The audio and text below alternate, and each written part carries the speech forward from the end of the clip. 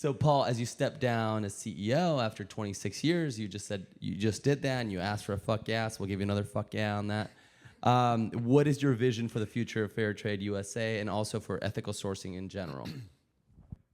That's a great question. Now we're getting into the shit, right? Like, I love this. Well,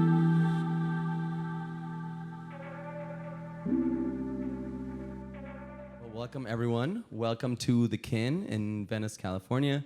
If you've never been here before, this is a hub for conscious entrepreneurs. There's amazing events like this one. There's a co-working space upstairs and just a lot of cool stuff. So if you want to learn more about it, you can talk to Michael, Julian here, or anyone else that works here. And we welcome Paul Rice tonight. Let's give him a round of applause, please. Founder of Fair Trade USA. And my name is Sebastian Nam. Love to have you here. Paul, what was your last oh shit moment? The first thing that comes to mind when I asked your last oh shit. It was probably last night, realizing that we didn't have books for this event. So I was boxing books in suitcases last night at midnight. You made it happen. We got Yeah, books. there they are. There they are. Yeah, Be sure to grab one, y'all. Make sure to grab one. And Paul, you'll sign one, right? Yes, sir. Absolutely. Love that. Paul, your journey from the highlands of Nicaragua to founding Fair Trade USA, that's a remarkable journey. What inspired the early beginnings? I love that question. It's a big breath. How long is this talk? Yeah, so I was raised by a single mom who grew up in a small community in Oklahoma during the Great Depression. My grandfather picked cotton, and my mama grew up in poverty, and I heard stories all my life about how hard life was for farming folk. And I always felt a sense of empathy and sympathy for the people who grow our food. And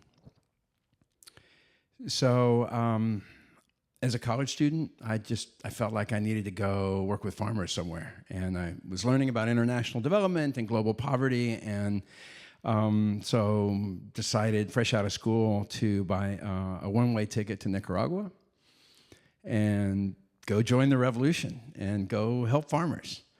And I thought I'd do that for a year or two and ended up staying for 11. 11 wow. Years. Working way, way, way up in the highlands, in the coffee-growing regions of northern Nicaragua, with small family farmers that own, an acre of land, 2 acres of land. So I'd ride dirt bikes up into communities off the grid, no electricity, and I did that for a decade, and it became my life. I was Pablo then. Actually, I'm still Pablo. Yo también soy Pablo. Lo podemos hacer en español entonces. Dale, pues. Pero español nicaragüense, sí. Ahí está. My middle name is Pablo. Oh, That's right on. Yeah, so okay. We could do it in Spanish. Yeah. That's great. Beautiful. And so why was it that being there inspired this path into founding Fair Trade USA? I mean, we could go back as you want, or really just fast forwarding to that piece. Yeah, so I spent a bunch of years working on projects, development projects that aim to help farmers develop their local economies and learn better agricultural skills. And those projects were funded by very well-intentioned international aid agencies. Really bright people around the world developing projects and sending millions of dollars of well-intentioned aid money to alleviate poverty. And over time, I became pretty disillusioned with that top-down version of aid and development. And what I found was that communities know their own interests best. And one of the biggest challenges for the communities that I was working with is that they didn't know how to navigate the market. And our projects didn't teach them that. So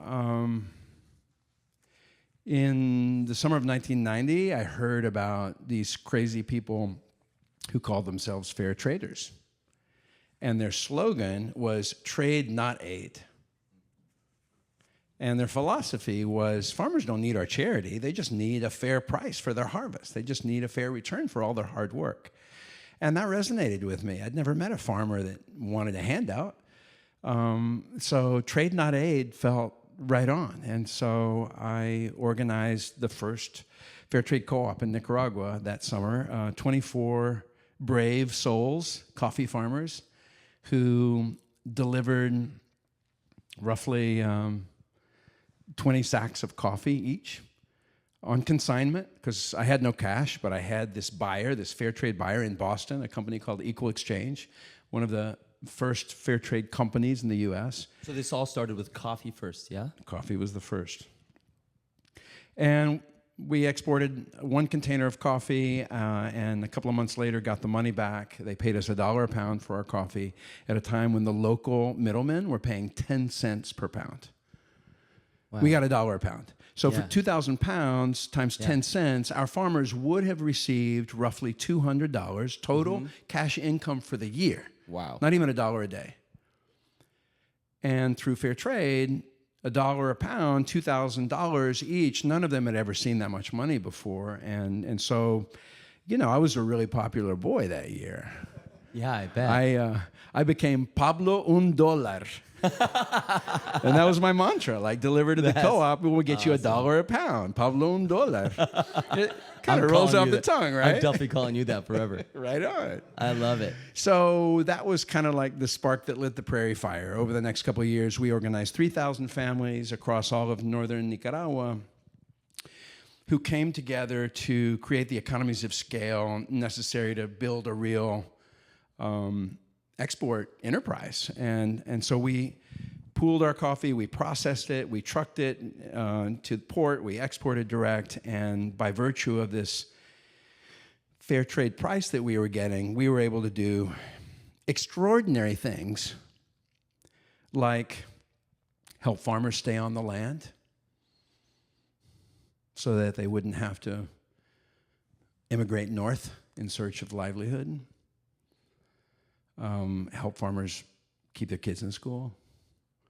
We dug wells and brought clean drinking water into communities for the first time.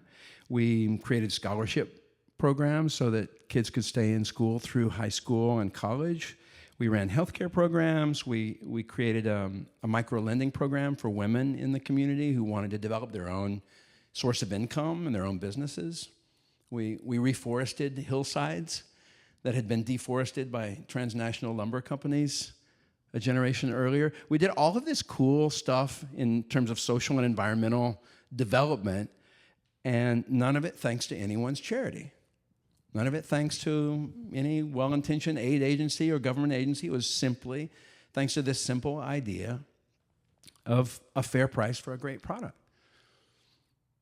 And so you can imagine the impact on those farmers in terms of self-confidence and pride and dignity and hope, because no one was doing it for them. They were developing their community on their own. And so that, for me, you know, what some people call empowerment, that was like the revolutionary essence of this early fair trade journey for me, was helping communities become architects of their own future.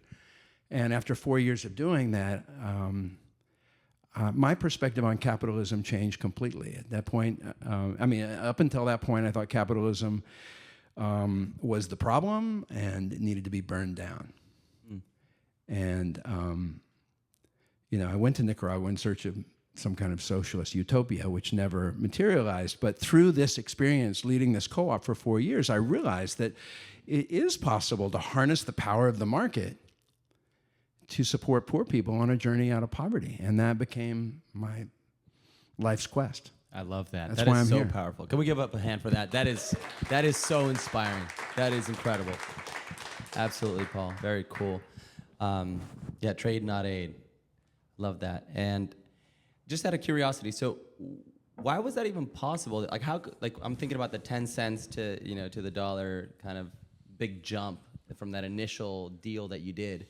Is it just skipping a ton of middlemen? What's going on? Is that what it is? Yeah. It's basically skipping middlemen and adding value, right? Because we didn't deliver raw coffee cherries to the middleman at the farm gate, right? We took it to mill, we dried it, we processed it, we sold a more value-add product, and we jumped over middlemen. Got it. So what lessons did you take from these initial 4 years that went into the principles upon founding Fair Trade USA? Was it everything that you learned there, then from there you took these principles and then created it? How did that form what is now to be Fair Trade USA, or what it was then, at least when it first started? So in the U.S. at that time, there were a couple of companies that were kind of pioneers of fair trade and who practiced the principles of fair trade, but without being certified. In Europe, on the other hand, the fair trade movement is 10 years ahead. They had already developed a standard that kind of codified what it means to be fair trade, the criteria that you have to meet in order to be certified. And they developed a certification. So Europe was already up and running and had a way to mainstream the movement, right? With a standard and then an audit and certification process that any company could get involved in. And so they were already starting to work with mainstream retailers. And so I sold coffee to mainstream retailers in Europe that were buying on fair trade terms. And so the US didn't have anything like that. And so I came back in '94 to replicate that model in the US. So I didn't invent fair trade, and I didn't invent fair trade certification. My quest was to take what Europe did and adapt it and innovate it and bring it to the US. Love it. Funny. That's what Fair Trade USA does. Got it. Yeah.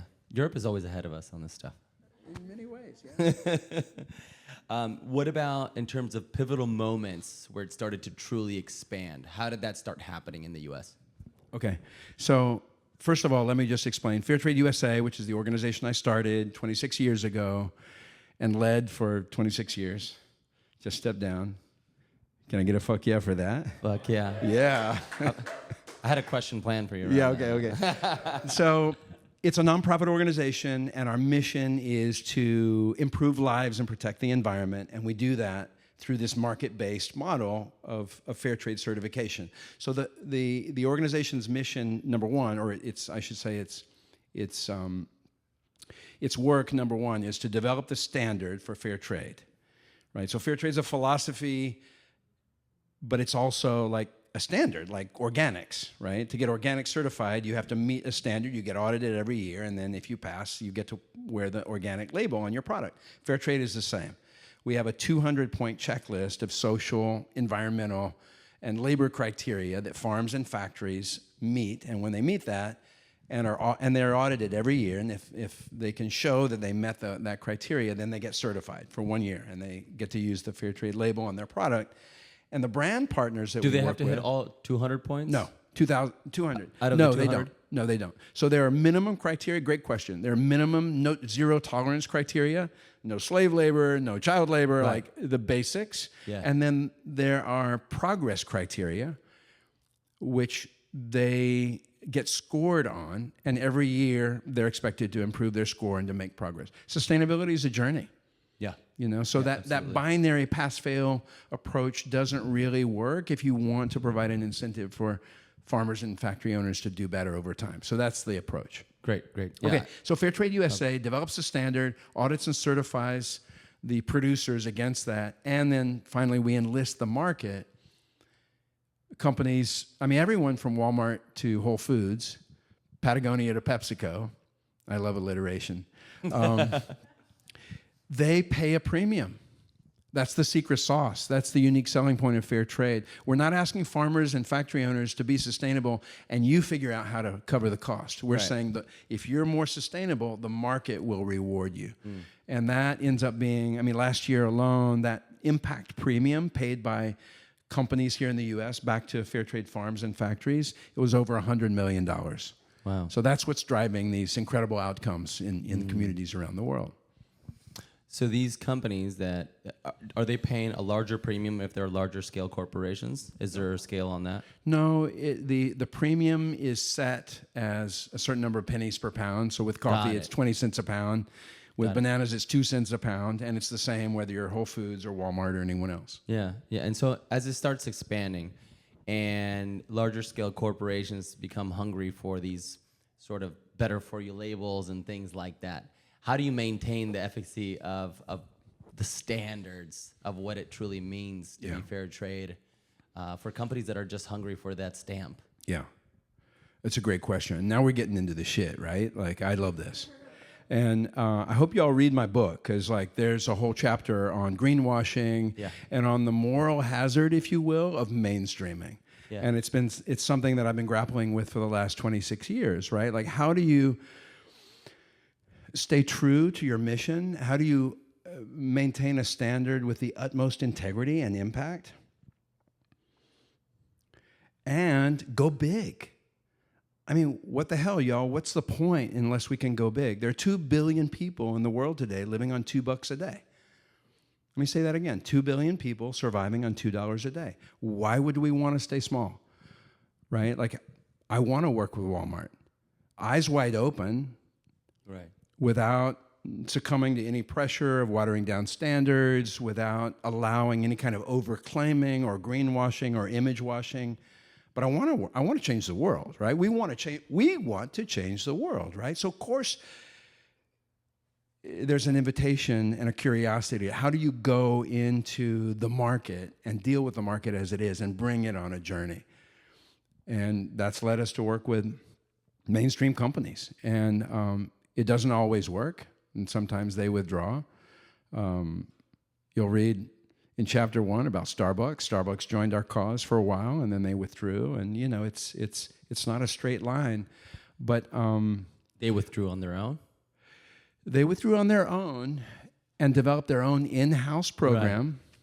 You know, there's a lot of self-certification out there. Companies that want to do their own thing, and you know, sometimes it's because of a lack of an appetite for third-party scrutiny. Sometimes it's because they want more control or they want lower cost relative to fair trade. I celebrate all forms of ethical sourcing, and fair trade is one expression of that. But there are a lot of different models and approaches, including companies like Starbucks saying, hey, we're going to develop our own in-house program and we're going to do it on our own. It's called Cafe Practices. I write about it in the book. And guess what? They're being sued by the American Consumer Union right now for claiming that all of their coffee is ethically sourced when they found child labor on many farms that supply to Starbucks. Really? And so, and I don't think Starbucks, you know, like knowingly did that. But the problem when you try as a company, try and do it on your own, is that you don't have that independent oversight of your farms or your suppliers. And so I'm eager to see how the story unfolds for them. Absolutely. Do you think greenwashing is at its highest right now than it's ever been, or do you think that it's maybe starting to come down a bit because of consumers being more educated than before?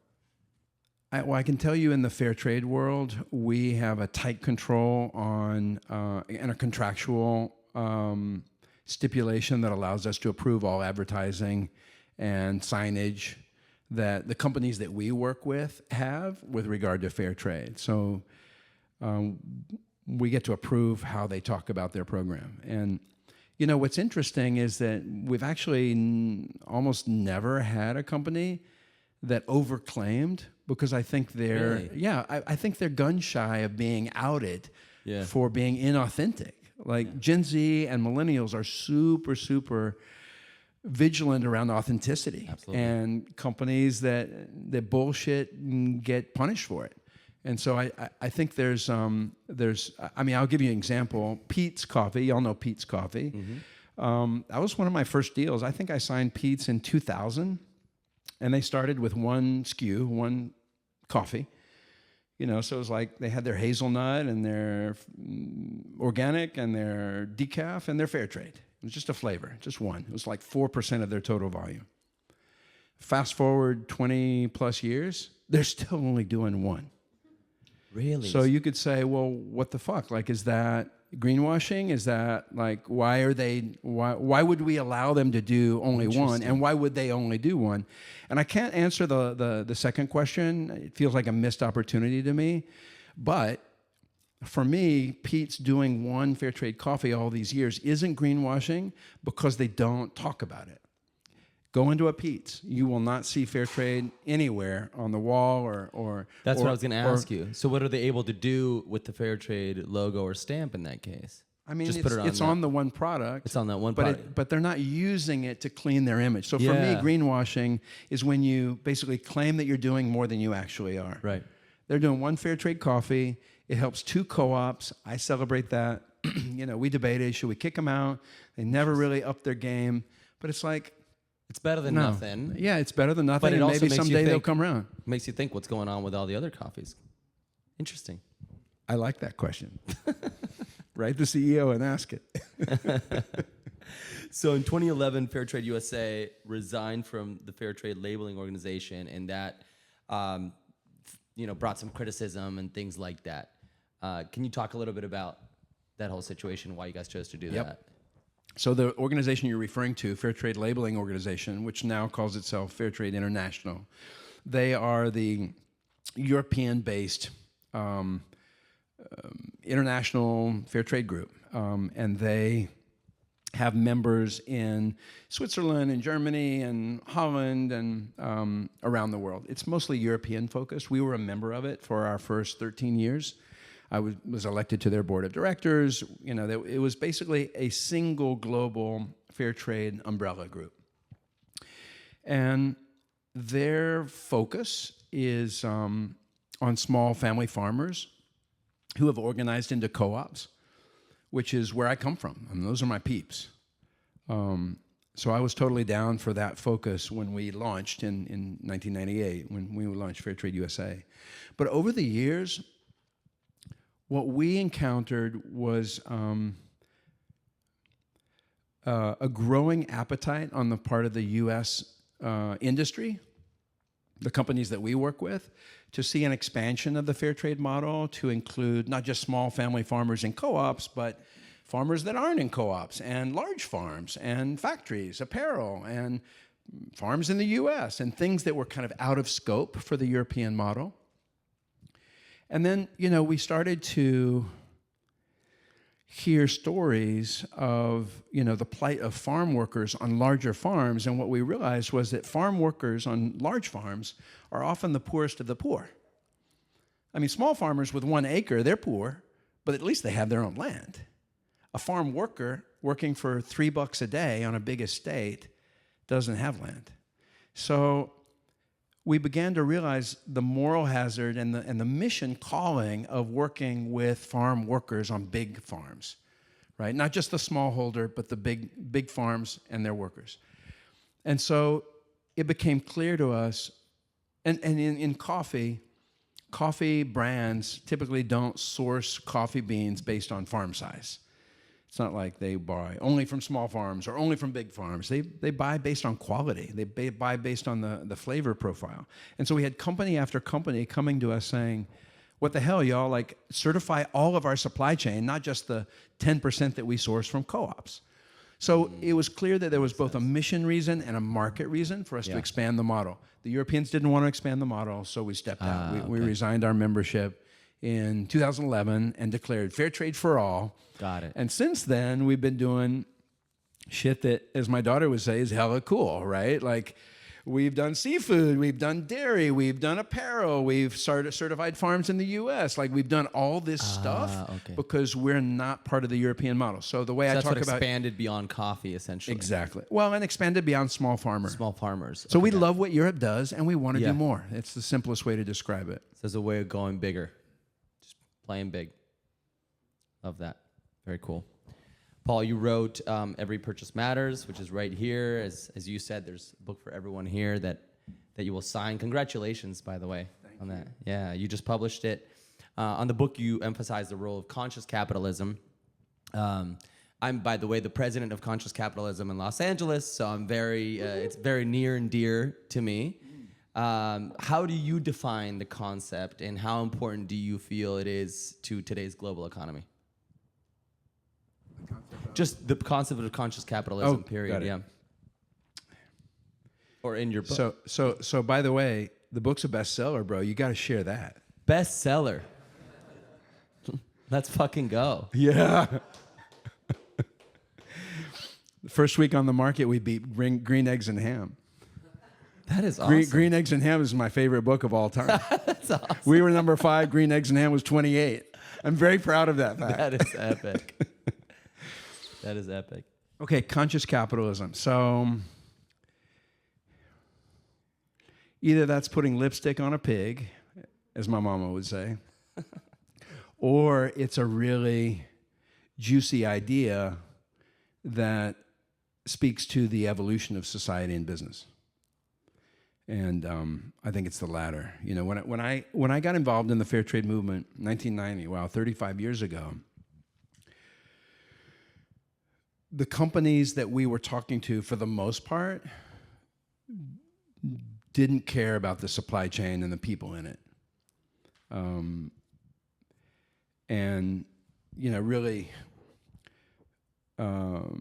relied on plausible deniability about bad practices in their supply chains, and didn't see supply chains as worth investment or care. Fast forward to today, I would argue that supply chains, especially since COVID, with so much supply chain disruption, supply chains are top of mind for most business leaders.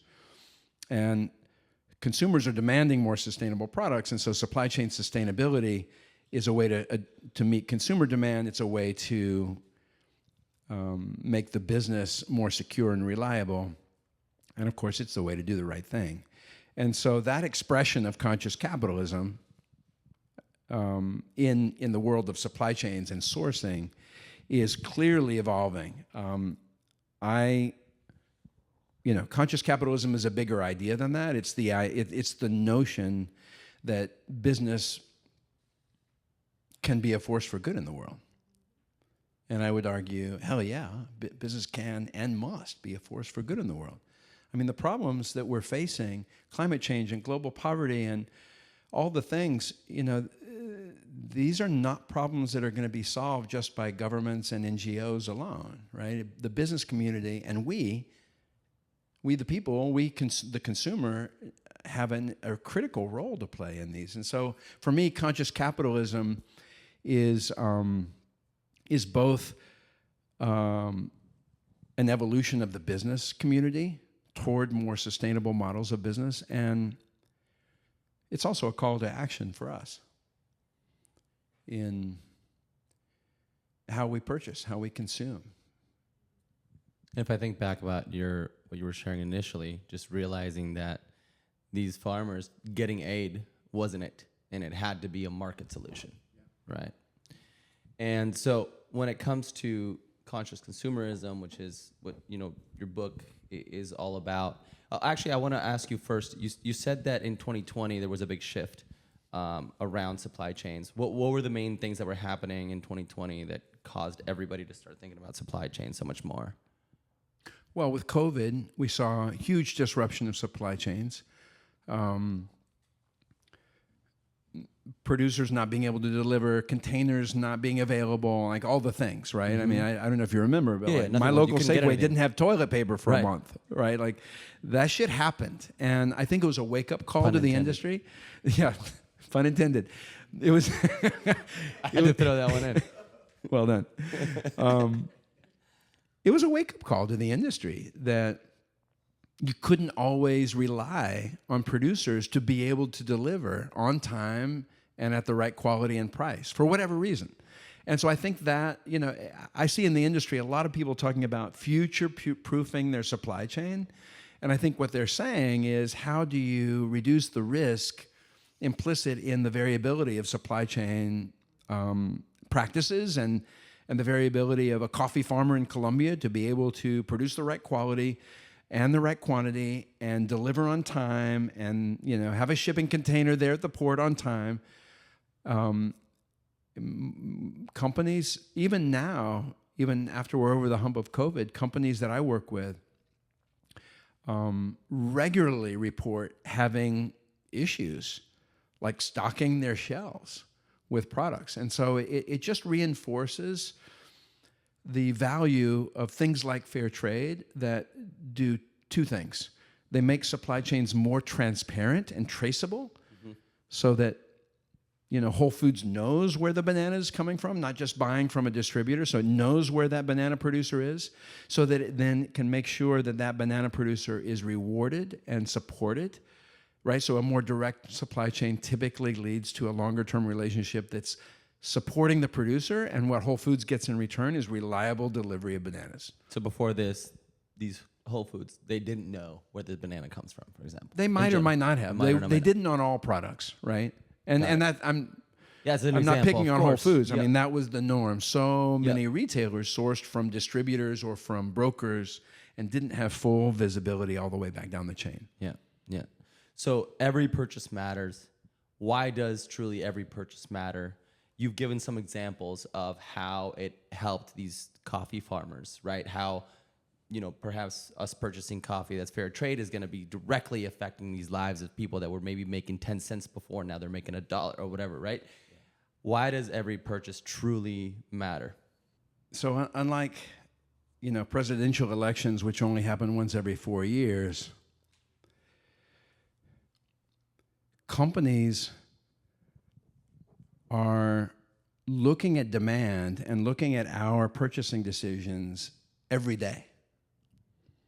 And they're responding to them. Companies are incredibly responsive to what we buy or don't buy. And so one way to think about it is, our dollars are votes. And we have a chance every time we go to the store to vote with our purchasing decisions by choosing a sustainable product over over a product that isn't. And companies are listening. So the more we buy, the more they will provide. It's as simple as that. So in that sense, every purchase that we make makes a difference. And I want to tell you a story about it. I mean, concretely, because one way to answer the question is every purchase matters to the companies that we buy our stuff from. They're watching and they're responding.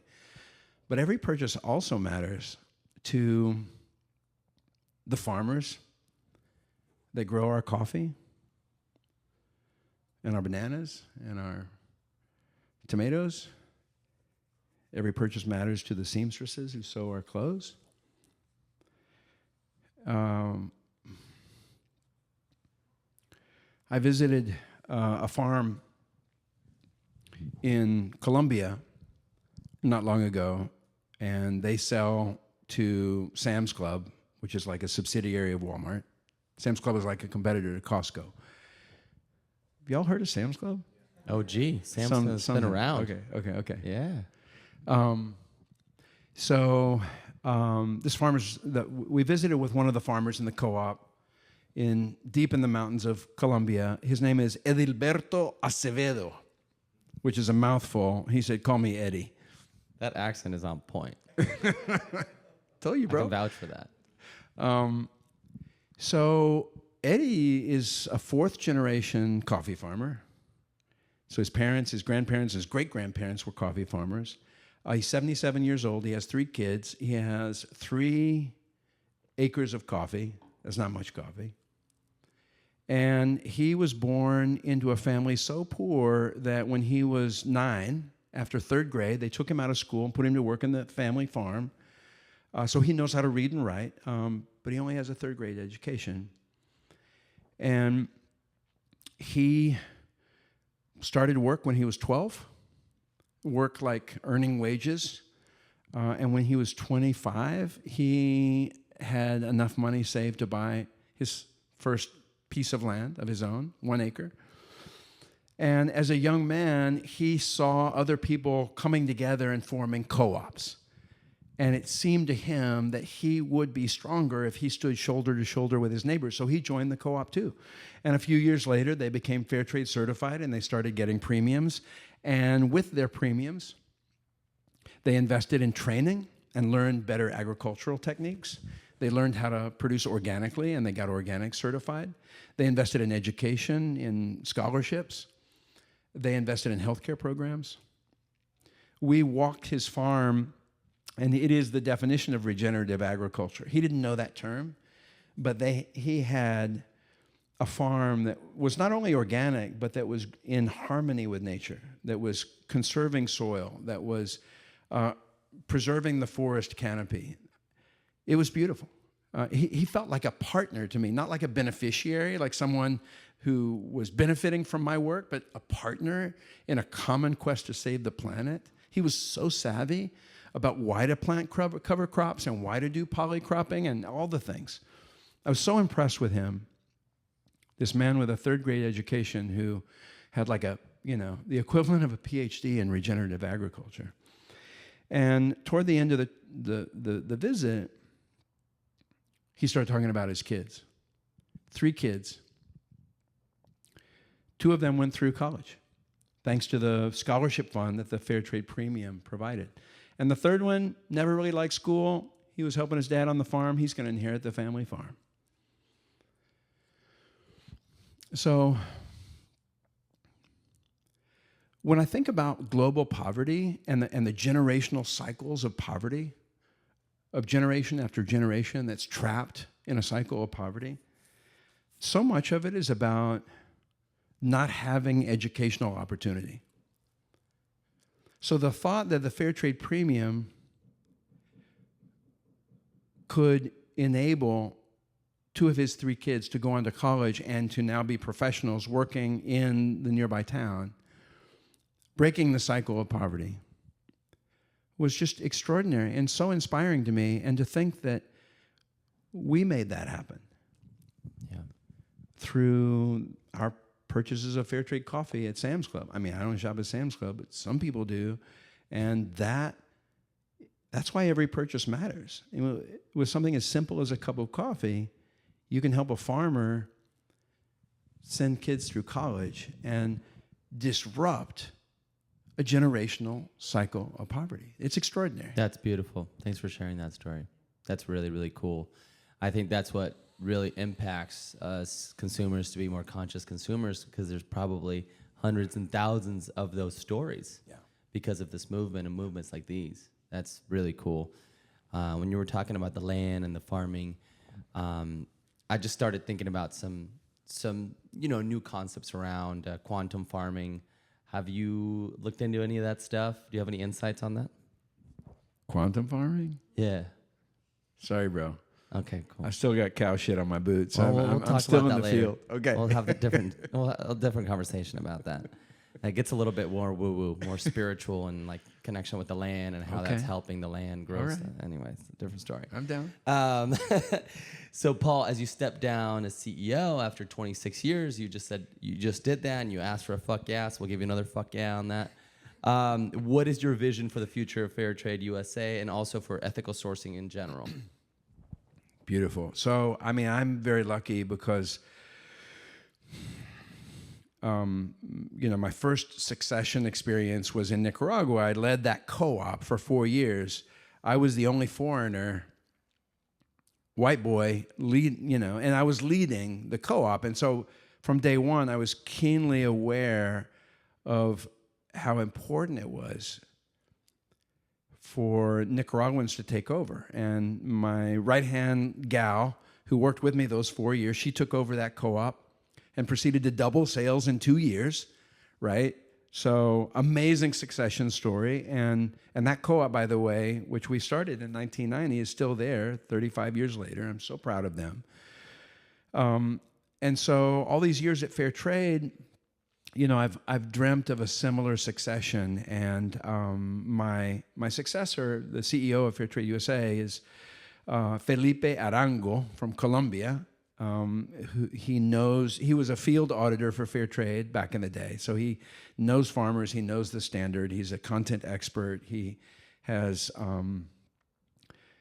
this big, beautiful heart, he's brilliant, he's an operator, he's all the things that a proud papa could want in handing off a baby. And I told him when I left, I fully expect you to change everything.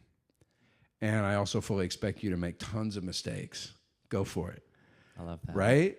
Because that's how we learn. And so I feel really good. So I stepped out of the org 6 months ago, and I feel great about the trajectory.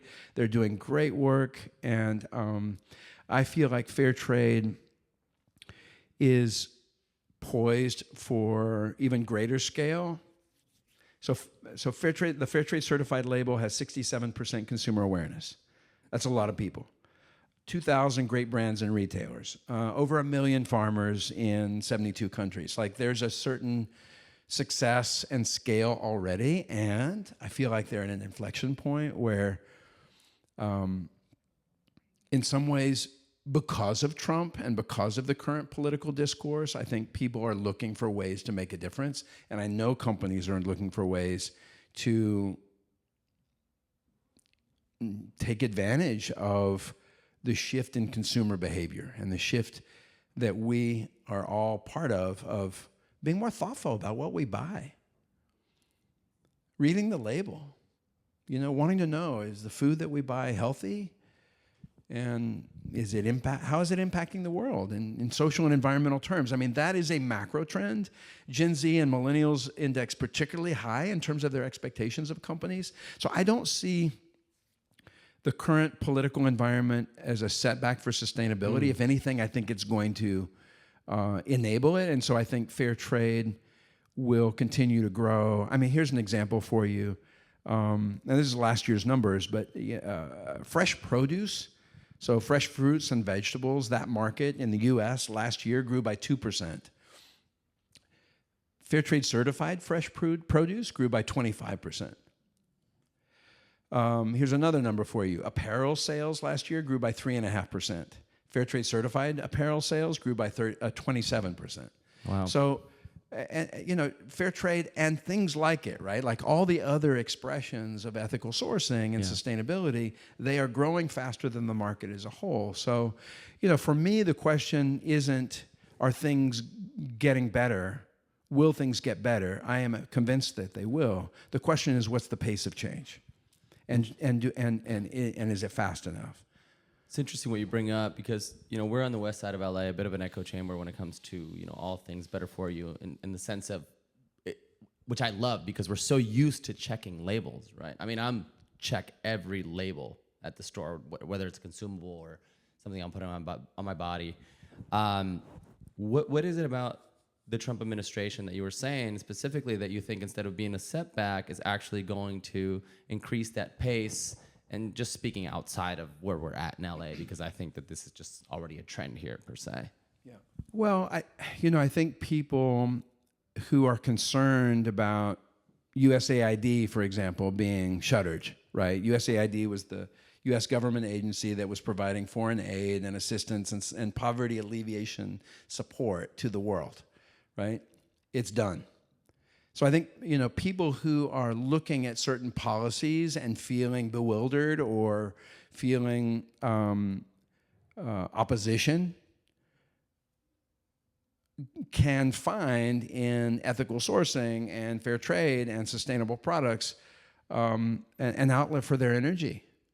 Yeah. Right, in the ethos of every purchase matters, like, and not that fire, and not that we should give up the public policy debate.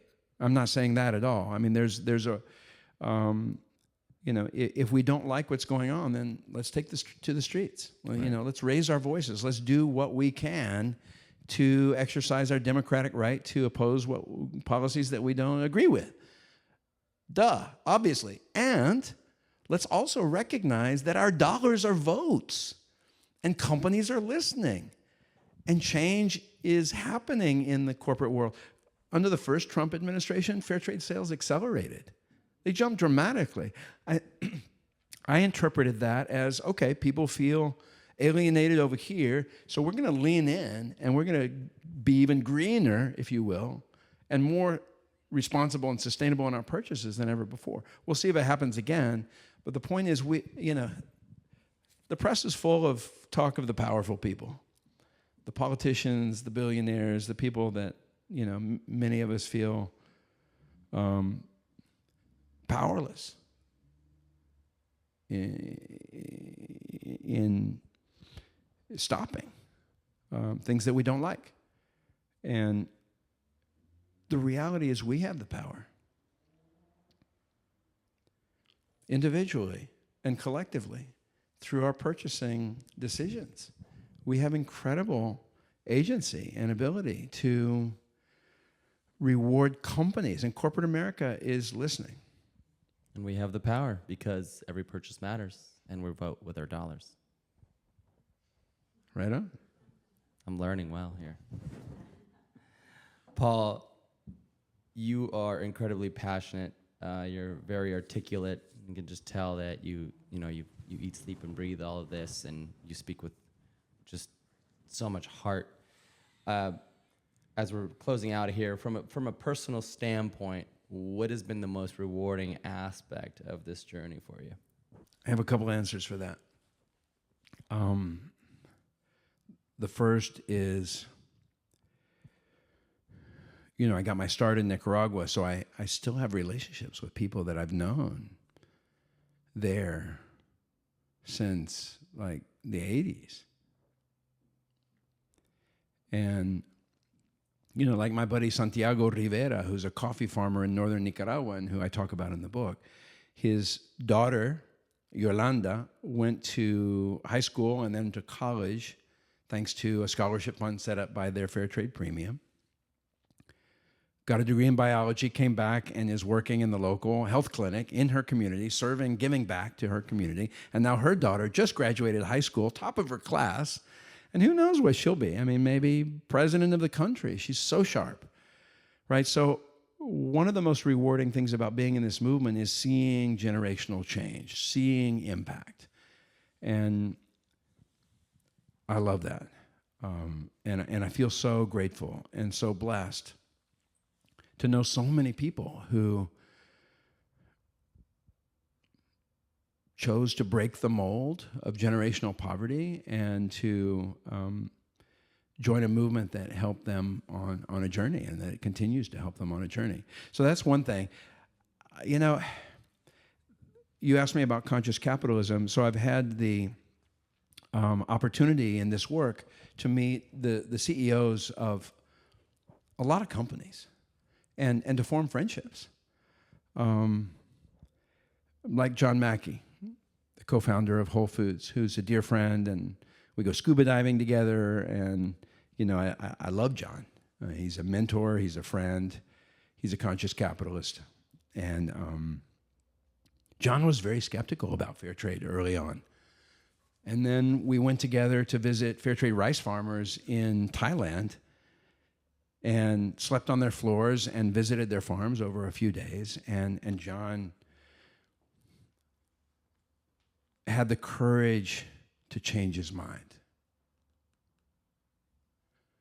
And I've had the privilege of working with a lot of people like that who have had the courage in the business world, who have had the courage to change their minds with regard to sustainability.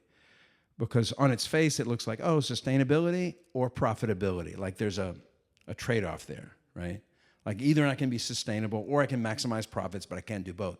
And so the courage and the curiosity and the creativity to engineer a new version of business that brings sustainability and profitability together, that's cool. That's really cool. And I've had not only a front row seat on the emergence of that mentality, but I've been able to befriend and support some of the most powerful business leaders in the U.S. who are kind of slaves to Wall Street and quarterly earnings on the one hand, but then also like really trying to bring their values to work every day, really trying to like figure it out. Like, is there a better version of business? And that's incredibly inspiring to me, especially as a former anti-capitalist who basically thought all business people were evil, and to realize, no, there's huge humanity there. There's a tremendous appetite, not just of this generation of business leader, but especially of the one that's coming. Like all the MBA kids, they all want to know about sustainability. They're all thinking about shared value and conscious capitalism. And I just find that deeply inspiring. I mean, what a gift to get to be a part of that. Absolutely. Well, you had the courage to change your mind as well. So that's clearly an excellent trait for a conscious leader. So we'll close out with, what do you believe are 2 traits that a conscious leader must embody today? Curiosity and humility. Curiosity because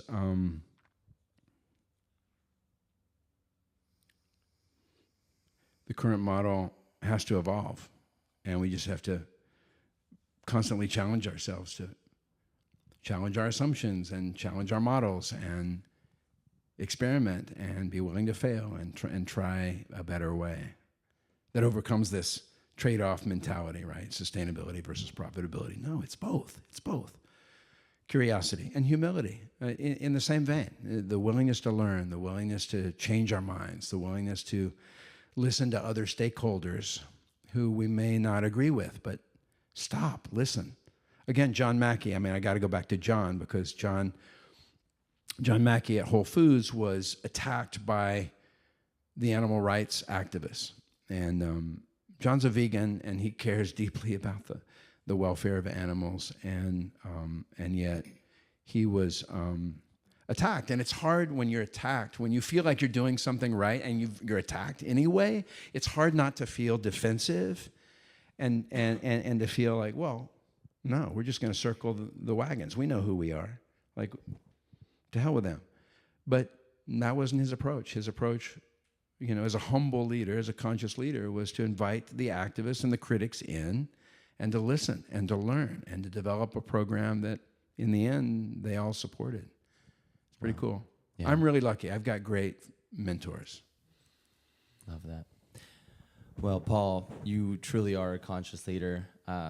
This is probably the 80th or so interview that I've done, and you're one of the most embodied humans that I've interviewed. Your passion just bleeds through the way you thoughtfully think about the questions, and you take a breath, and you express yourself, and all the things you've done. Congratulations. Truly, you're very inspirational. Thank you. Definitely, Paul. I'd love to open it up to any questions out here. We'll bring you the mic if you have any questions for Paul. Hey, Paul. So awesome talk. Really loved hearing it. Thank you. Question for you. So going back to the very beginning when we talked about the 10 cents versus $1, I want to ask you, with marketing changing, how do you think brands can take it a step further, like the actual farmers, the manufacturers, the producers? How can they take things a step further in terms of like making their own brand and potentially being able to take more of the profit and having even less middlemen? Yeah, I love that question. And there are a few examples of companies that are farmers that are doing that. For example, in coffee, there's a coffee brand called Pachamama, which is owned by various fair trade organic co-ops around the world, and they ship their green coffee to their subsidiary here in the U.S. that roasts it, packages it, and sells it into retail. It's small, but it's a cool model. The problem is with retail, it's hard to get on the shelf. And so, Safeway, Ralph's, Whole Foods, Walmart, whoever it is, they tend to give space on shelves to known brands. Pete's and Starbucks and Folgers and the like. And often they will charge what are called slotting fees to let you onto their shelf. So it just presents a barrier for developing world farmer owners of a brand. And I think it's a beautiful development strategy, but there are significant barriers. It's more plausible for U.S. growers. So we work with Driscoll's, for example. And Driscoll's has both its own farms and then it has outgrowers, and they source from and they own the brand. They're very successful, and they're in every store in America. Sun-Kissed Oranges is a co-op, and they've managed to Ocean Spray Cranberries. These brands are owned by farmers, so they've managed to kind of take control of the processing and go all the way to retail. And so there are good examples of it, but in ag in particular, but it tends to be U.S. growers. It's been more challenging for developing world growers, but I think it's it's an important opportunity. What I'm seeing more of is developing world growers creating brands and selling a value-add product into their own market, right? So Costa Rican farmers roasting their own coffee and selling into Costa Rican grocery stores, and they get more money by doing it that way. Yeah. It's a good question. Hi. That was great. Your path was somewhat similar to mine. I've been an activist for decades in sustainability and Co-op America, Green Americas, Lisa Gravis, all, even Driscoll's. Tamara was head of sustainability for a while. But so for me, what you're talking about, is my language. It's what I've been seeing, and been pushing forward. And I also recognize some of the major challenges in the whole agricultural world. The Department of Ag is one of the most powerful departments in the world. I mean, they have literally, I've seen over decades, the destruction of how they implement change and monoculture into countries all over. It's like, okay, you're gonna be the coffee growers, you're gonna be this, you're gonna be that, But what really, really, really shook my world about the whole food and purchasing was subsidizing. And so I attended the World Trade Organization in Cancun in Mexico in 2004, I think it was. And it was great because it was the Africans that walked out that were African farmers, and that completely collapsed because they said, we're done with subsidizing. Because cotton farmers in West Africa, that the labor was so cheap, was undercut by the cotton producers in this United States. The ones here were charging less. So these types of systems, I think, are really important for people to understand that we need to dismantle this, because that's how big, corporations and stuff like this have this behind closed doors, okay, we need to get subsidized because we're having a problem with our cotton, or we're having a problem with our whatever product it is, wheat, So for me, I think what the next stage is that because so many people over decades have said to me, well, it's great fair trade, it's great the organic, but it's more expensive, and going to the farmer's market is more expensive. So it's this dollar thing, and as people get poorer right now with our new administration, because so many things are being cut, that's a counteract. And I agree with you, there is a silver lining where people are waking up and starting to realize. But it's about, for me, now is the time to create these economies like the conscious economy, but decentralize it to a point where they can't do these things anymore. So, So anyway, so I was just wondering what your thoughts were about that whole situation and how you feel that we should take on that, that sort of big monster, or the elephant in the room. Well, I really appreciate that reflection, and there's a lot to unpack there, so we should hang out. But I'm going to pull something out of what you said and address it in a more specific way, and it's actually something that I ask a lot of the people that I interviewed for my book, and it is, who pays for sustainability? And is it necessary that sustainable products cost more? Because if sustainable products by definition are going to cost the consumer more, then obviously the market is reduced to those who can afford it. And there's rightfully, I think, a discomfort with that. The sustainable products wouldn't be available to people in all socioeconomic categories and all income levels. And I reflect that debate through these interviews. Some some leaders in the business community believe that sustainable products should cost more, that the consumer should pay more for something that has a social or an environmental impact, and that they will pay more. And in fact, that the price of the product is almost like a signal of its authenticity or the authenticity of the claim, right? Like there's data that suggests that we expect an organic banana to cost more than a conventional banana. And if the organic banana is too cheap, we almost question, well, is this really organic? Why is this so cheap, right? So that's a really interesting phenomenon.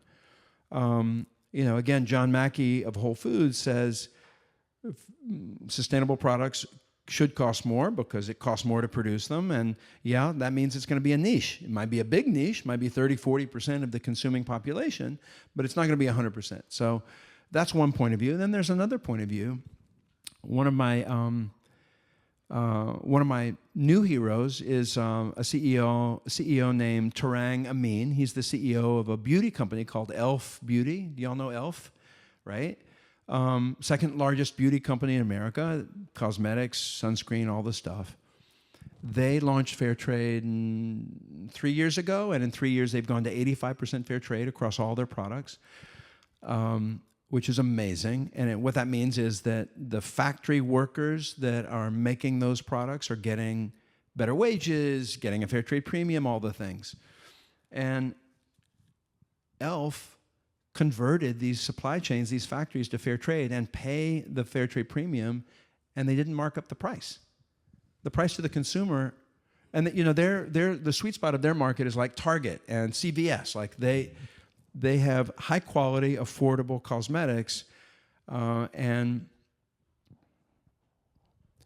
they chose to internalize that fair trade premium. And so I asked Tarang for the book. I said, okay, well, what does that mean? If you're paying the workers more and not charging the consumer more, does that mean you're taking up a hit in terms of your profit margin, right? Who pays for sustainability? Does that mean you and your shareholders are paying for it? And he said, no, that's the wrong way to think about it, because fair trade is strengthening our brand, which is driving our growth. We just had, I think, 40 consecutive quarters of dramatic growth. And so when you look at profitability and margin from a growth perspective, he said our profit margins are healthier than they have ever been. And so I don't know. It's like these CEOs are mad scientists in a laboratory where they're trying to cook up a better version of capitalism. And it's messy, and it's not always successful, and some are trying, pricing up the product, and others are internalizing it and being successful. And that's what gives me hope. When I zoom in, I feel discouraged and angry about the slow pace of change.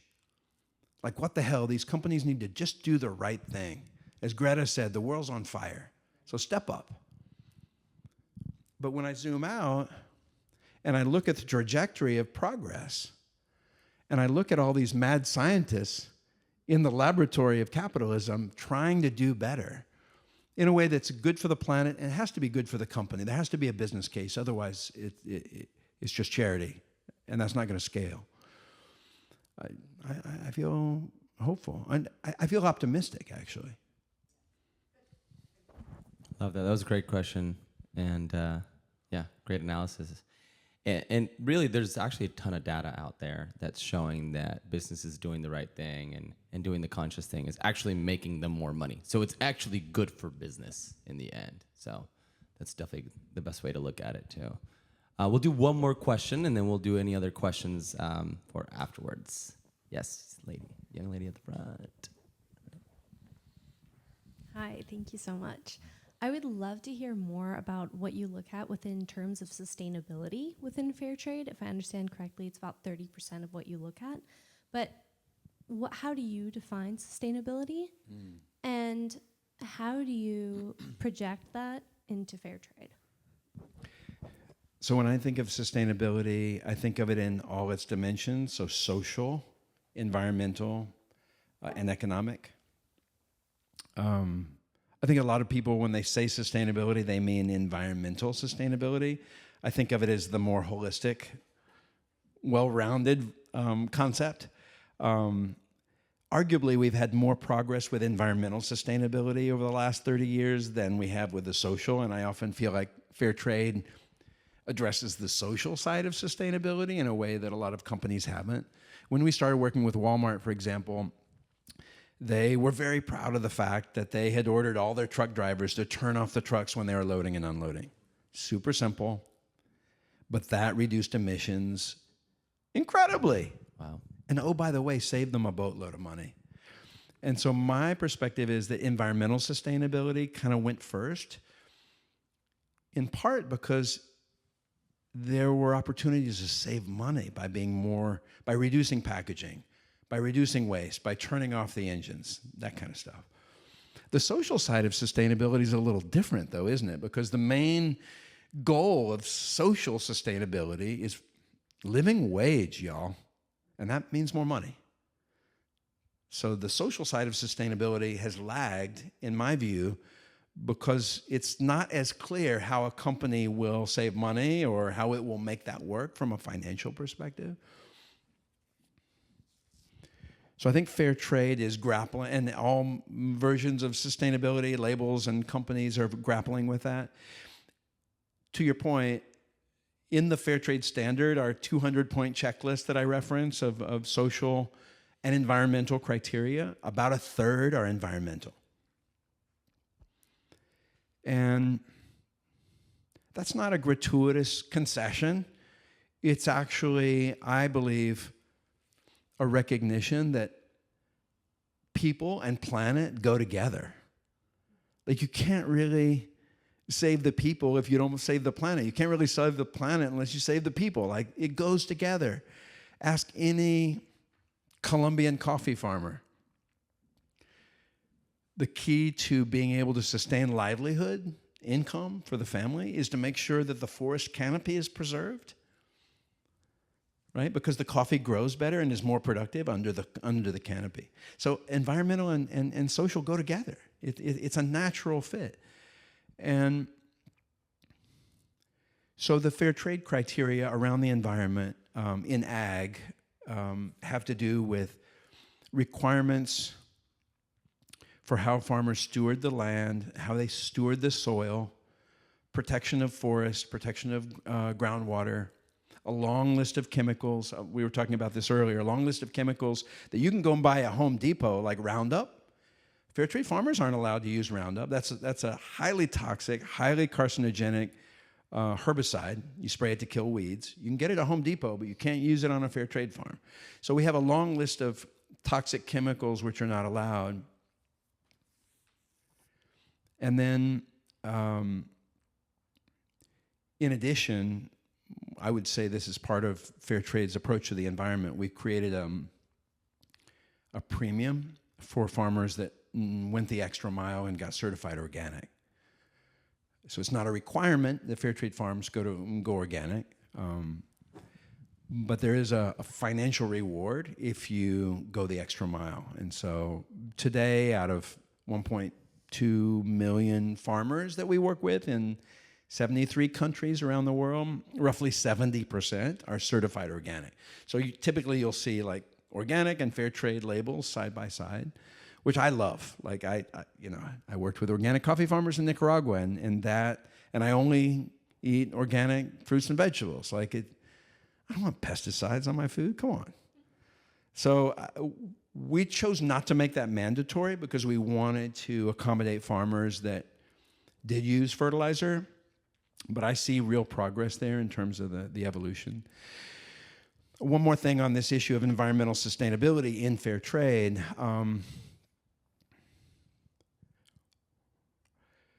I think the climate anxiety that we all feel and that Gen Z feels in particular is inviting fair trade and things like it to be more explicitly impactful on the environment and on climate.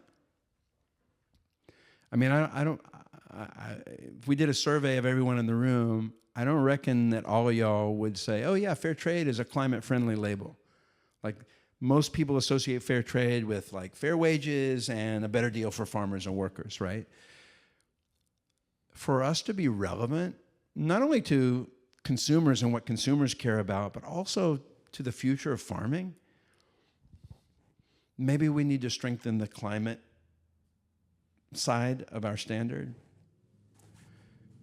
either in terms of how the requirements are set or in terms of how the rewards are set. Maybe it's not a requirement, maybe it's an added premium for farmers that go from conventional to organic and from organic to regenerative. I'm just brainstorming here. I don't run the organization anymore, so it's not my call, but I feel like if fair trade has been 70-30 social, environmental until now, maybe in the future that mix will evolve in a way that meets the needs of all stakeholders, whether it's consumers or farmers and everyone in between. Thanks for the question. That was a great question. Well, I've learned a ton tonight. And thank you again, Paul. You're doing some amazing stuff. Thank you, and Sebastian. thanks for inspiring us all. Thanks again, Paul. Appreciate it.